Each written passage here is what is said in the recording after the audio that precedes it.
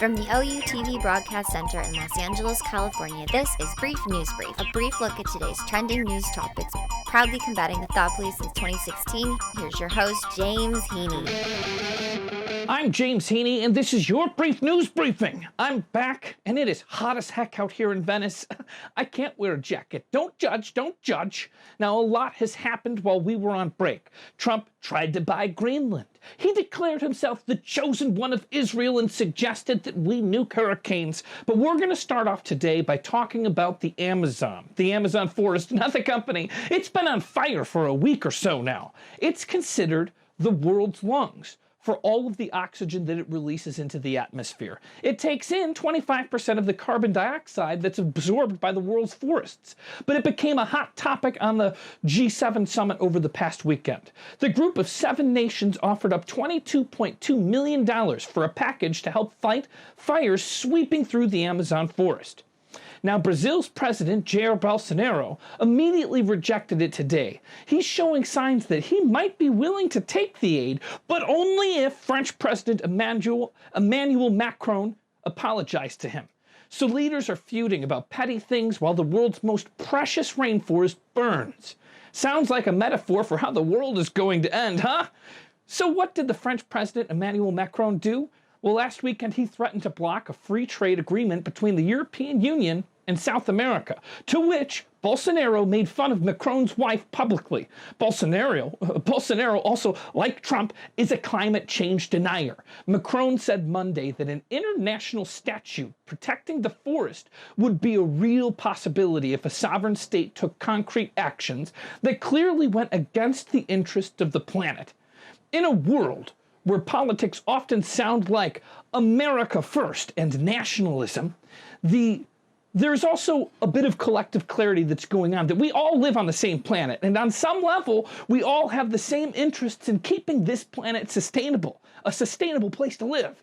Now, many of these fires were set by farmers and loggers to clear land promoted by Bolsonaro's promises to open up the Amazon for business and development.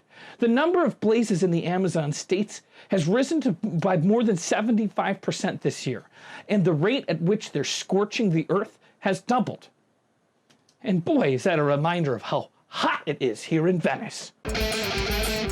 Earlier today, the National Hurricane Center issued a hurricane watch and tropical storm warning to Puerto Rico.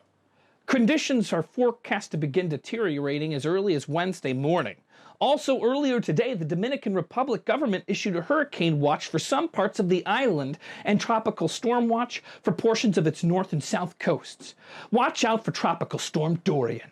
Slow strengthening is forecasted during the next 48 hours. The Hurricane Center said that the rainfall might cause life-threatening flash floods, especially in areas where rainfall is expected to exceed 4 inches. In Puerto Rico, many are worried about power outages and heavy rains on an island that's still struggling to recover from Hurricane Maria.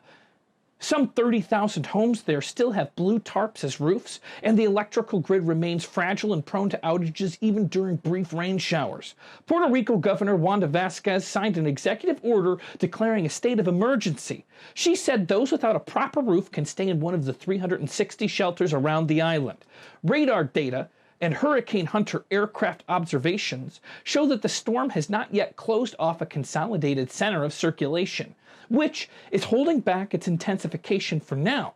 Because of Dorian's compact size, any subtle shift in track will have significant forecast implications.